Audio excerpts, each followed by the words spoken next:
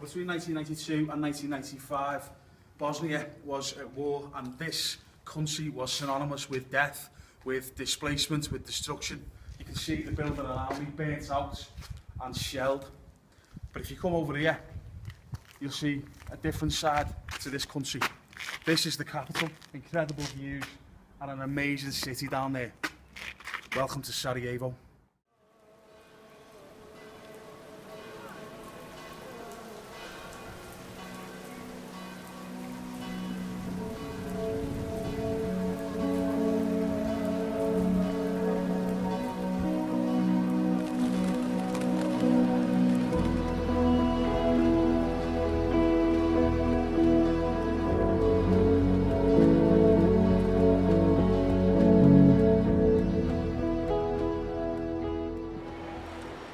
Since the turn of the century, I've been to 140 countries and I've watched football across 6 continents. In April 2016, I watched 4 incredible derbies on consecutive weekends, and one of those games stood out among the rest. It was a match in the heart of the Balkans, in the Bosnian capital of Sarajevo, between Željeznice and FK Sarajevo. So before the war, Bosnia was part of one of the most ethnically and religiously diverse countries of anywhere in Europe. You had Bosnians who were predominantly Muslim, Serbs who were principally Orthodox Christian, and Croats who were mostly Catholic, sharing space, living side by side in the Bosnia and Herzegovina capital of Sarajevo. So I travelled to Bosnia to meet some Sarajevans, to explore what life is like in the Bosnian capital. This film documents an overland journey from Croatia to Bosnia. It examines the nature and legacy of conflict and the siege of Sarajevo. And it explores the meaning of football in the city on Derby Day.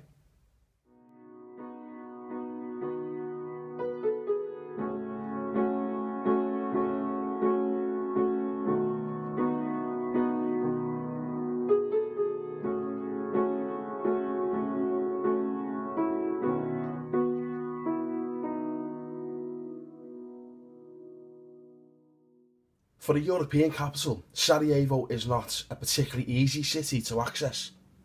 Budget airlines haven't yet embraced Bosnia, no doubt a legacy of conflict in the country.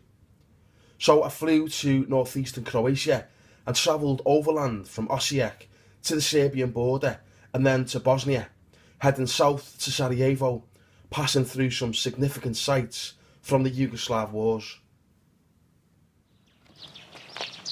So here we are on the border between Serbia and Croatia, just on the Croatian side, and you can see on the buildings around me evidence of warfare, the legacy of the conflict between 92 and 95 in what was known as Yugoslavia.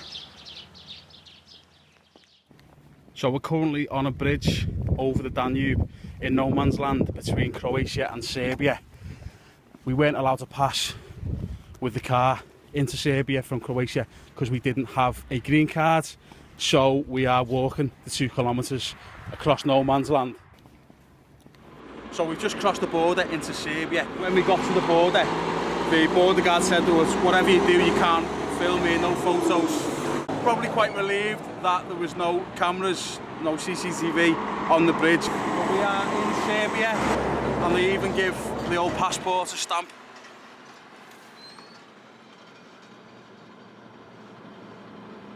So this is Serbia.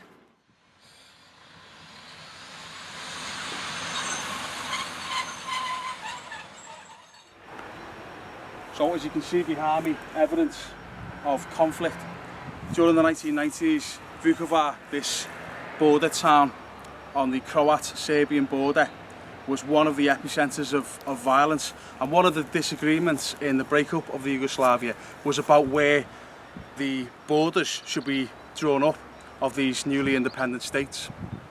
And the Serbs were adamant that the borders should be drawn up on ethnic lines, and there were a lot of ethnic Serbians living in Vukovar, and the Croats were adamant that the divisions should have been similar to those that were in effect during the Yugoslav era.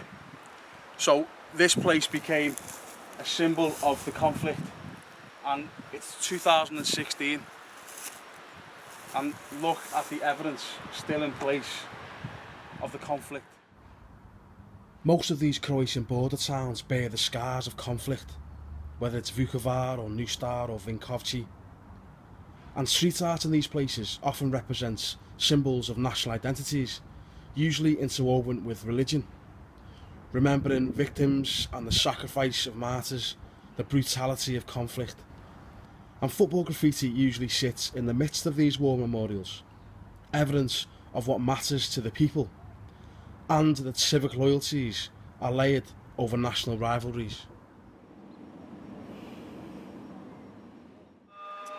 So here in Sarajevo, in Bosnia, we have the call to prayers coming from the minaret of the mosque behind us. In front we have a monument to Catholics whose lives were lost during the war. The people here seem at peace with the multi-faiths and multi-ethnicities and identities that seem to be sharing space and sharing territory. This is Bosnia in 2016. As a reflection of its history, its conflicts and its diversity, modern-day Bosnia and Herzegovina is a complicated state, with a three-member presidency representing the three ethnic groups of Bosniaks, Serbs and Croats. The country is also split into two largely autonomous entities, the Federation of Bosnia and Herzegovina and the Republic of Srpska. Although these territories are clearly signposted, you can currently cross these borders freely without having documents checked. In addition, the Brčko district is a separate neutral unit.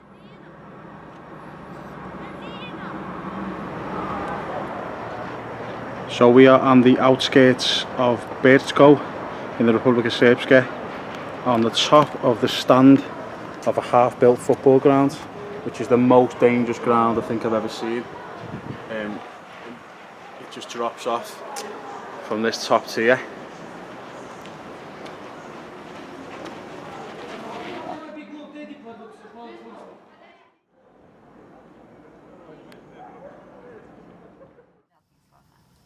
So here we are in rural Bosnia, waiting for our dinner. This is on a spit, and when that's been finished, there's a second one here. Look at this little fella. So we're driving south through Bosnia, and the map we've got isn't brilliant, so I was looking out for a map on the side of the road, and then we passed this one and thought it might be of use, but it's a map to landmines that are still buried in the land behind us from the Bosnian War. Croats, Serbs and Bosniaks who live here speak mutually intelligible languages, yet separate spoken and written versions began to emerge after the breakup of Yugoslavia. Modern road signs include place names in both Cyrillic and Latin alphabets. Defacing the language of a neighbour can be viewed as symbolic, a reminder of who is welcome and who isn't. It's politics in paint. The final stop before Sarajevo is the city of Tuzla, which was the site of a massacre during the Bosnian War. The conflict wasn't fought on clearly defined battlegrounds, but in villages, towns and cities. This massacre claimed victims as young as 3 years old.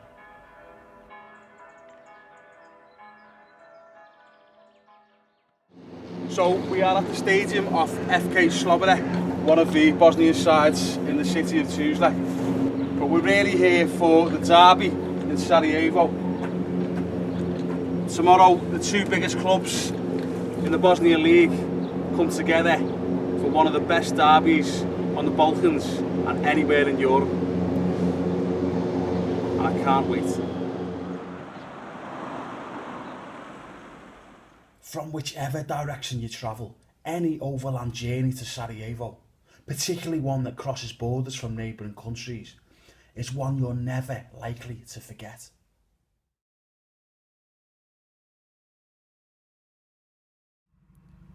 Heading up to the Olympic Park in Sarajevo, and you just come across buildings like this, shelled, burnt out. Such destruction. And then on the other hand, you see views like that. Welcome to Sarajevo. So in 1984 there was an Olympic Games in Yugoslavia and it was held here in Sarajevo, and this is what's left of the bobsleigh track.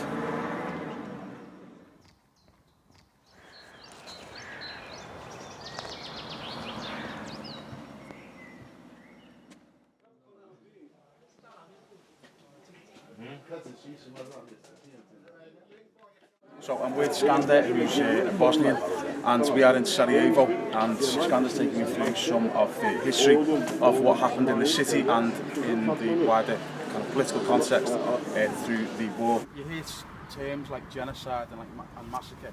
What's the difference between those two for you? Yeah, today it's just game of words, in my opinion. The thing is the same. People are being killed.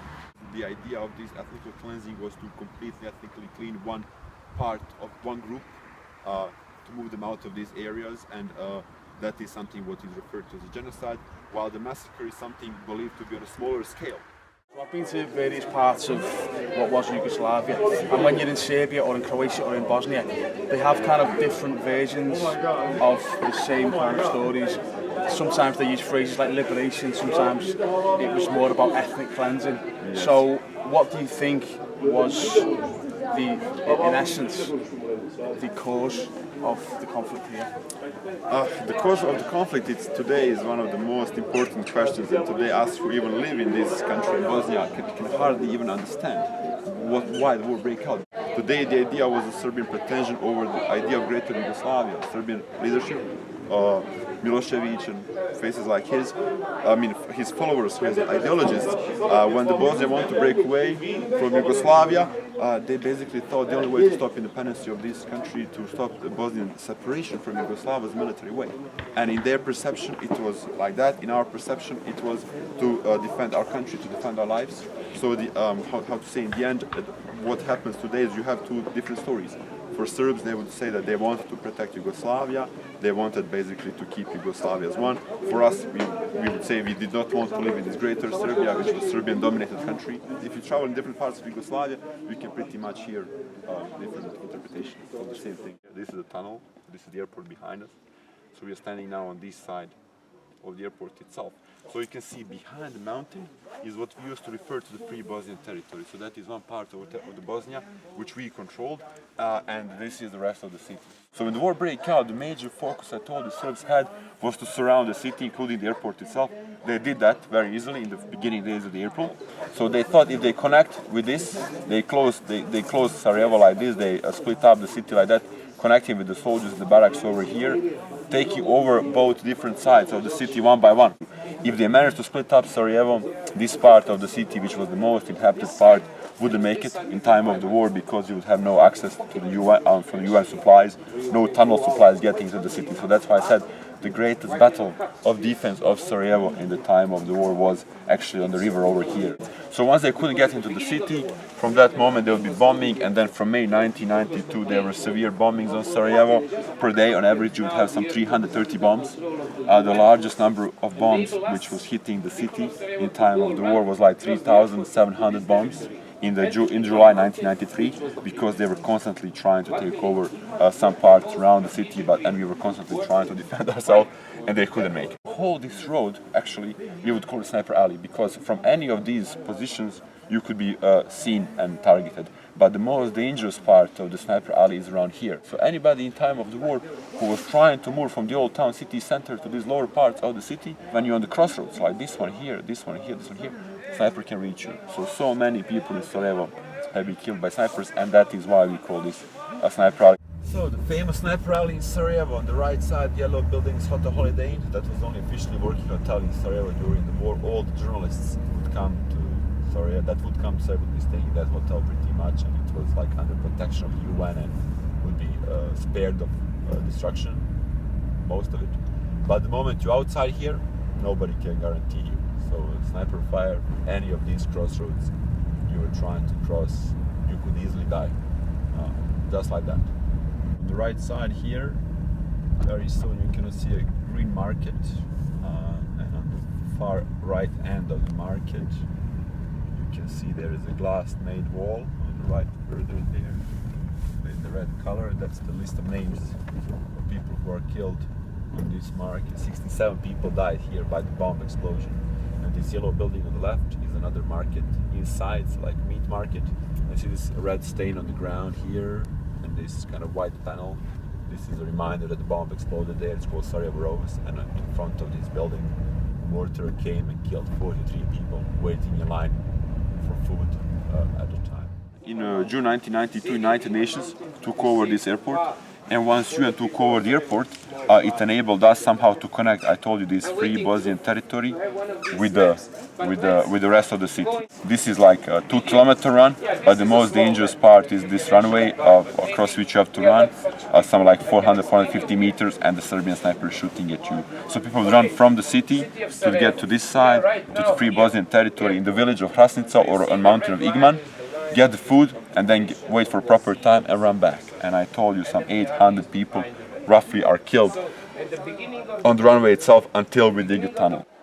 So this is the path of the tunnel, 800 meters under the airport. Under the airport, yeah. End of March of '93, 1 year after the war broke out, we were defending ourselves in the city for 1 year without a single amount of weapons coming from the outside into the city. We used to homemade weapons on the barracks, local people, if they had some things, police, if they had some things, would be contributing to the city. This used to be pipes for oil, to pump the oil, because we used to pump the oil into the city, the cables for electricity, the railroad for the carriages on rails, on wheels, because it would be much faster and easier way to transfer things. There were telephone lines as well. In some parts it's even lower than 160. So walking through the tunnel built in Sarajevo under the airport to smuggle food and weapons. This is the chair that the president sits on when he travelled through the tunnel. So once you dig the tunnel, we started getting stuff in, and until the end of the war there was no way for them to take over the city anymore in the way they were maybe hoping, because we had something to resist and to defend ourselves. But the biggest advantage we had was that we were dedicated, so we actually would not give it up. We knew if they break through, we all dead. For the Serbian, the stake wasn't that big. There were soldiers around, their families were those who were from the city, their families were outside on a safe basis. Those who came as a paramilitaries would not risk as much. So that is why actually, even though much less armed, but with much more dedication, we managed to survive in that time of war, because my father knew if he fails, then his kids are dead. That's how the thing pretty much would work in our perception. When we fight with them, around Sarajevo only soldiers, and those are our targets, Bosnian army targets. But when they bomb the city, they're killing civilians. So 90-something% of population who was killed in Sarajevo are civilians. People every day waiting in line for bread, in line for water, in line for food. Kids, small kids, they are the targets. And that is why in Sarajevo we estimate that 11,541 people were killed. At the time, anybody who wants to fight would more or less had the opportunity to do it. Some people on the other hand would try to avoid that. You know, not everyone are like patriots, not everyone are for war, and not everyone are courageable enough to fight a war. So it was like problem. I know that sometimes you have people who don't want to fight, who are escaping, etc., or deserting. How did the people discover information about the developments of the war? What did they rely on? It was very hard. I mean, I remember when I was a child, my mother, constant thing she would be doing was listening to radio, because all telephones were dead. There was no electricity in time of the war, so we could not watch television. But we were also getting different stations, ones which were broadcast not propaganda. You were only hoping that what you hear comes from Bosnian media was true, and what you hear was coming from Serbian media was fake. When my father would leave into some areas of front lines around Bosnia, we could not know if he was alive or not. We had no contact with him. We could only hope he was okay. Only when he came back home we could know he was okay, or that was like a few weeks, usually a month period. It must have been incredible waiting for your dad to come home Sure. and the door opens. Sure. So you look, I remember I look in the window and every day I hope he's coming. But we roughly knew the period was like 1 month. What will be his absence from home? The idea of multiculturalism survived in the city because I told you some of the greatest heroes of defense of this city in time of war, the Serbs, people who basically live in the city, who couldn't differentiate the neighbors based on this religious background, meanings of the names, etc. But unfortunately, some rural parts of our country, you have some of the most important war perpetrators. Unfortunately, in Bosnia, you have so many cases in which the people you used to know, the people you used to spend lives together, in the end of the day, happen to be some of your worst enemies for some reason. For some of the Serbs living in Sarajevo, were they used by the Serbs for their inside knowledge of where the Bosniaks were living? Sure, of course. Some of the local residents of Sarajevo are becoming the tippers. They tip off. Yeah. They say, okay, this house here belongs to that person, this house belongs to that person. It's a very common thing. So did that create a culture of distrust among the different ethnic groups? Of course. I mean, in the time of the war, unfortunately, the days came in the sense that nobody trusted anybody. Unfortunately, they meant that they have succeeded to divide people. They have succeeded, and even today, the politicians of this region are succeeding to divide people as much as possible, to divide them on these bases: who is a Catholic or Croat, who is Orthodox, who is Serbian, who is a Bosniak, who is a Muslim, etc. So they have created this idea of untrust, and unfortunately today, after even 20-something years of war, people have not managed to break these barriers. I mean, in some sense, that still lives on. The real process of reconciliation, unfortunately, still is not happening. It happens between normal people, no problem, between normal, but somewhere higher up above us, some levels which we cannot control, some levels of political establishment of this country, they have interest. Of this region, they have interest to be people divided, for people to be divided, and as long as they are divided, they are able to rule them. The moment that people come together, that's the worst time for them. Divide and conquer. Yes, that's very common. So that is what happened in the time of the war. Even maybe there were people who would not want to take participation. I mean, not maybe, definitely, people would not want to take participation in war, but they were in some sense forced to choose sides. Can you tell someone is a Bosniak or a Serb or a Croat by looking at them? Or No, you cannot. After you know the name, you can pretty much guess from what is the origin of that person background. In some ways, if the people are from different regions, then you can say by accent. In Sarajevo, no. It's one language, pretty much, it's hard to say. I mean, if you talk to somebody, you don't know his name, you cannot say. But in Bosnia, in some way, you can more or less understand from which region a person comes from, and then by knowing from which region he comes from his accent, you can guess what would be his background, but you cannot know it until you know him personally. When we were travelling across the ridge into Sarajevo, on that journey, there was lots of places where we saw signs from landmines. Okay. Lots of the areas around in rural parts of Bosnia, they still very heavily landmines. Today, some official reports will say that there's only like 2.4% of the country which is mined. Mines used to be and are only in the parts of the country which used to be the front lines. Right. So, for example, here right now where we are standing, in time of the war was the front line. Bosnian army was down there, Serbs were here. So this narrow sector between us and these houses was potentially dangerous for mines. There's huge prejudice over the country with full of mines, etc. It's not that serious. So maybe some of the mines are just in the mind. Yeah, it's in the mind, and of course we know where not to go. When you see the marked area, don't go that way. Is it still in the process of finding people better? Yes, this is a constant process. Trying to exhume the mass graves, trying to find tips. Just 2 years ago, the biggest mass grave in Bosnia was discovered in northeastern Bosnia, called Tomašica, in which some roughly 11 to 1,200 bodies have been found just 2 years ago. And Srebrenica as well. And Srebrenica is ongoing story. In Srebrenica, you have 6,000 people been buried. Remaining 2,000 people out of 8,300 are still missing. So it's still ongoing process. How did the people come to live together peacefully again at the end of the war? At the end of the war, I would say people. What prevented this country from going into another problem was huge. First of all, there was a huge amount of international forces presence to make sure that just after the war things go smooth. We've just seen the UN trucks. That's evidence of that. Some reminders of that time. But also, I would say, Bosnian people were hoping that justice will prevail in the end of the day. The people who did crimes will be prosecuted, and they will end up in international court of war crimes in Hague or in Bosnian court of war crimes over here. So people somehow believed in justice. So at the end of the war, I would say that people did not feel any need to take the justice in their own hands. And the reconciliation started to happen. I would say it could have been done much better, in a better way, if the country wasn't so segregated and if the political establishment of this country was doing more pressure into this reconciliation. Not forget what happened, because we all lived in those days, and we cannot of course forget what was going on at the time. But we have to, since we live together, we have to build we have to find some common grounds for a future for all of us. I mean, we have Sarajevo in the background, and we are currently standing in Republic of Srpska. Yes, so basically not currently, further just below this road would be the, let's say, Republic of Srpska. Below us over here would be like Federation, so we are somehow in the border. So I don't even know, even though we've just passed the border. We are just in the border, you can't see the border, but somehow it's here. From an outsider's point of view, it's a complicated, very complicated political situation in terms of how the land is divided up. The idea of being in some other part is taking some kind of ground over here, because I believe that some parts of this country, some people of this country believe that they conquered something. So what they conquered in war is theirs, and somehow they mark it with some symbols, some kind of flags and things like that. So unfortunately, I still think it matters a lot. The country is not unified in that sense. These invisible borders do exist a lot. They're not only invisible, I mean, they're invisible from perspective of seeing the borders or going across them, behind them, but they do exist in minds of people. They do exist a lot.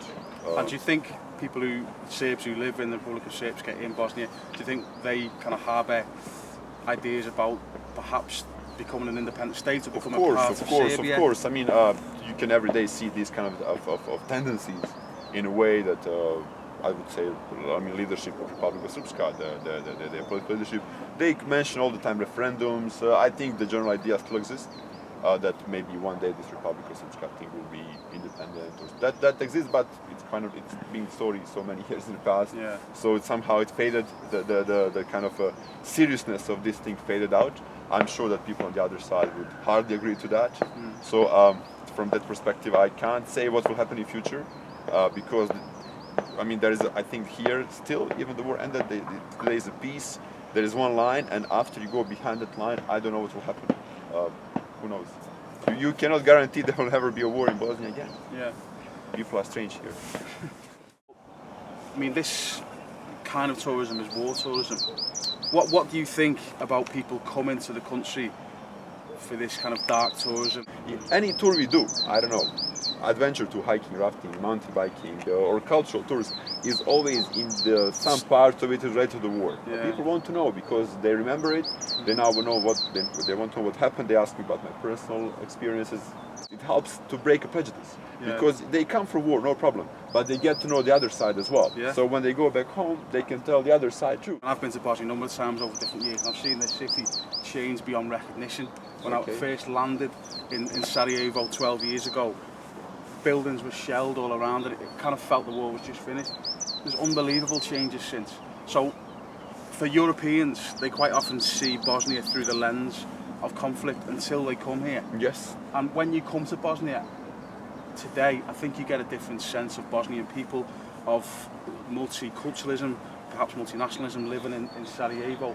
So it's only by coming here, I think, that you get a sense of how Bosnia is changing, how Sarajevo is developing. Sure. I mean, that's beyond any doubt. They get to see the good food, nice people, hospitality, history, green mountains, rivers, lakes. I mean, It's got everything. It's got everything, you know. Especially in the recent years, Bosnia is getting more popular for the people from the Middle East, who can come here and regardless from which religion your background you come, you get to see something of your side. Let's say, I mean, you have mosques, you have churches, Catholic, Orthodox, you have Jewish synagogues. Everyone can find some common grounds with this area over here. Thank you. So in the era of Yugoslavia, there was a number of significant football matches. So there was the game in 1990 at the Maximir Stadium between Red Star and Dinamo Zagreb, and with Boban kicking the policeman, often people in Zagreb thought that the Serb police were overrepresented in what was Yugoslavia, and lots of those matches in the Yugoslav League, which was a domestic league, were effectively international games in the minds of the people. So did that happen here when Red Star and Dinamo came here? Was it like an international match when they played FK Sarajevo in the Yugoslav League? Back in the days of Yugoslavia, football was on a much higher level. Quality of football was much greater. The passion, I would say, there were much more fans watching this football.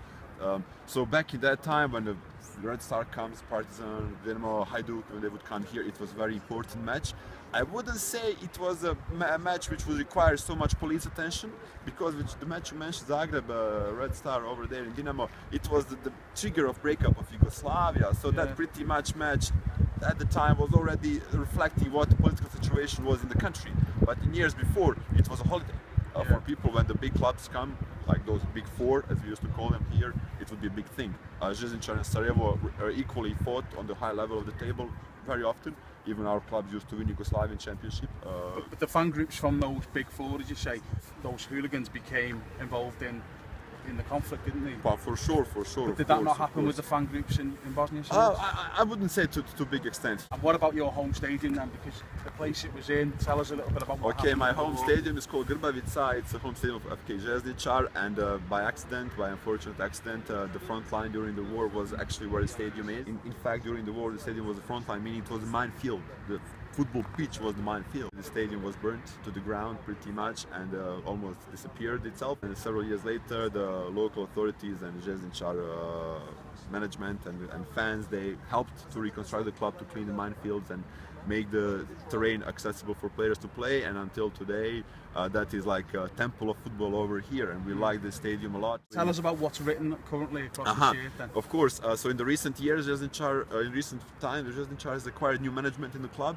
So the idea is that the fans help the reconstruction of one of the stands of the stadium.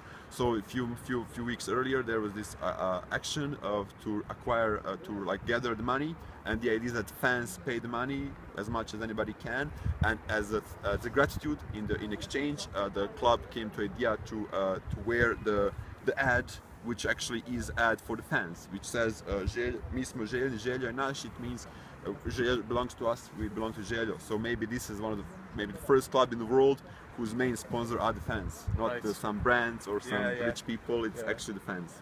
That's why the football is there for the fans. So tell us about the derby, the rivalry between the two clubs in Sarajevo. Okay, so in Bosnia you have the biggest rivalry in the city as well. It's the rivalry between FK Željezničar and FK Sarajevo. These are two clubs which are very old. One older is Željezničar, which was made in 1921.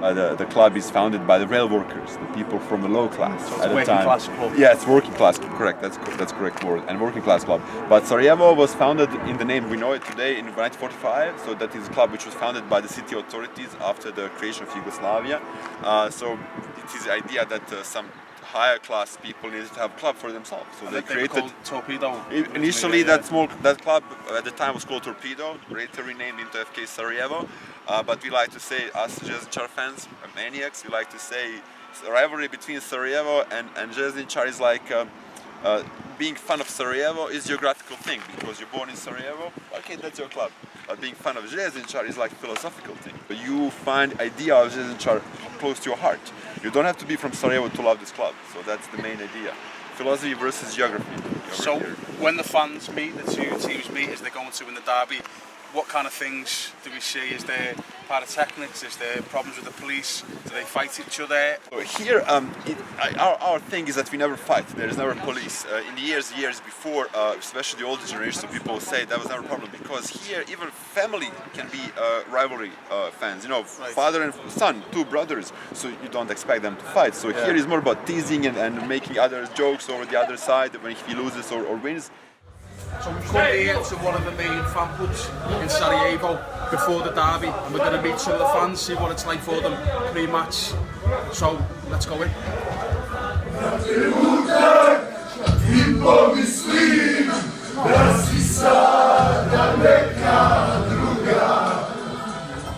So here we are in one of the Maniacs pubs. Let's get the game against FK Sarajevo today, and we've just got mass tickets. And they are 10 marks, which is £4 each. Happy days. So we're in the bar of the lads, the Maniac lads, who are getting ready for today's derby. As you can see here, there's a number of preparations in place. Just chopping up a flare with a knife here. Yes. Won't even ask him where he got the knife from. There's a few more to be chopped up. This is the derby of Sarajevo and the biggest game in Bosnia. How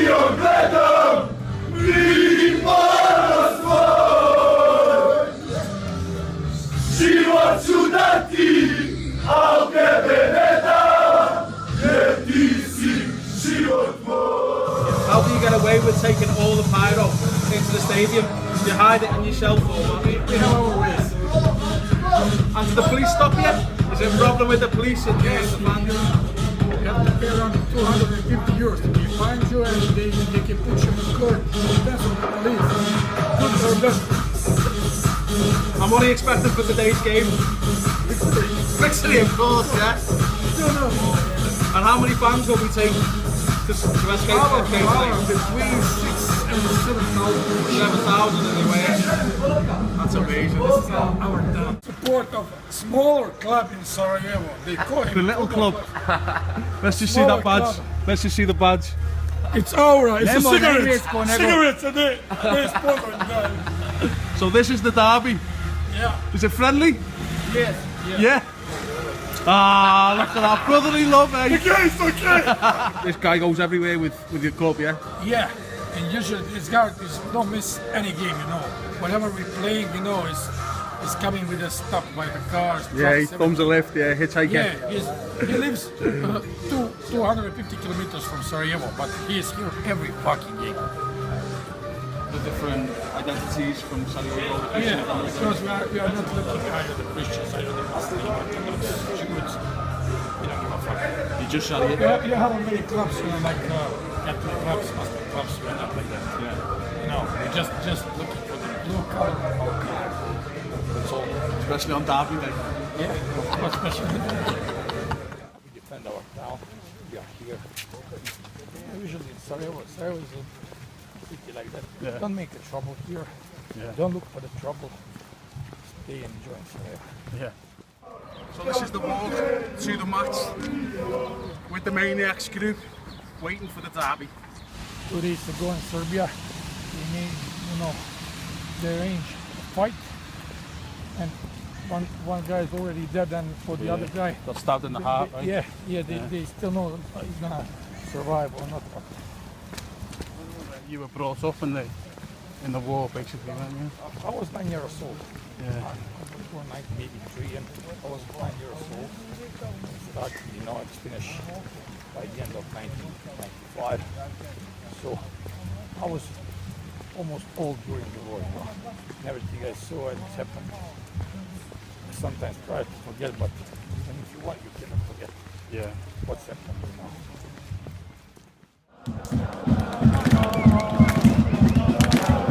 So we've joined the rest of the group. We're going to walk up as away fans to the derby, walk into the Olympic Stadium. This is the derby. This is Sarajevo.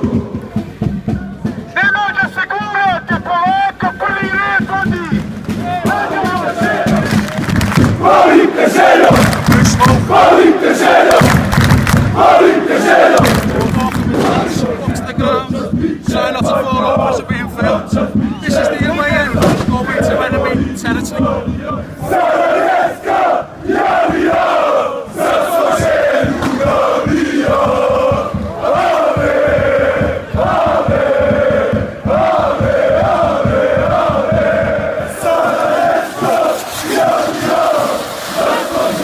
And that's the cue for the other battle.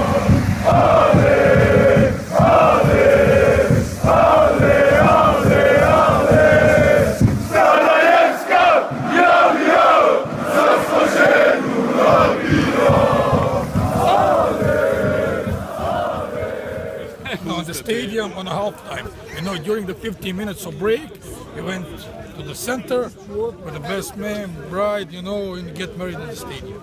This one. Called him, not me. I didn't get married in the stadium. He did. He did. So we walked down with all the away fans and we're just about to go into the ground now. Unbelievable march, the best march I've ever done to a ground. And we're about to go in the away end.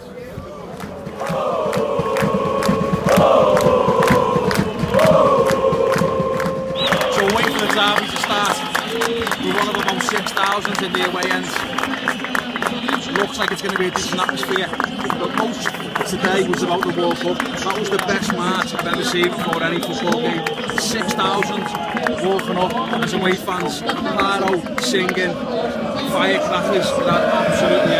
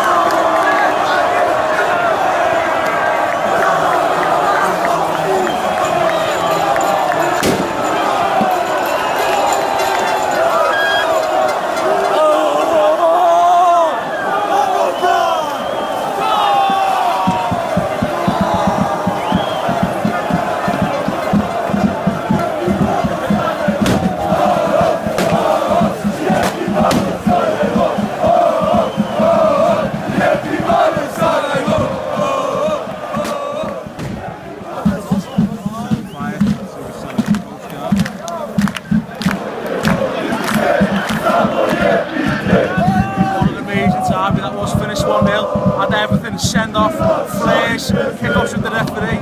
Unbelievable atmosphere. What a game that was. In other parts of what was Yugoslavia, football became a prelude to war. Rival hooligan firms, galvanised by televised football riots, formed paramilitary groups who engaged in rape and genocide. But in Sarajevo, a city devastated by prolonged conflict, football has a distinctly different history and meaning. On the surface, Želo v FK Sarajevo might seem like just another football derby, with that familiar blend of intensity and intimidation. But it lacks confrontation.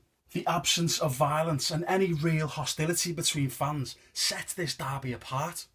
The rivalry can divide brothers, but therein lies its unique essence. It transcends ethno-religious identities and divisions.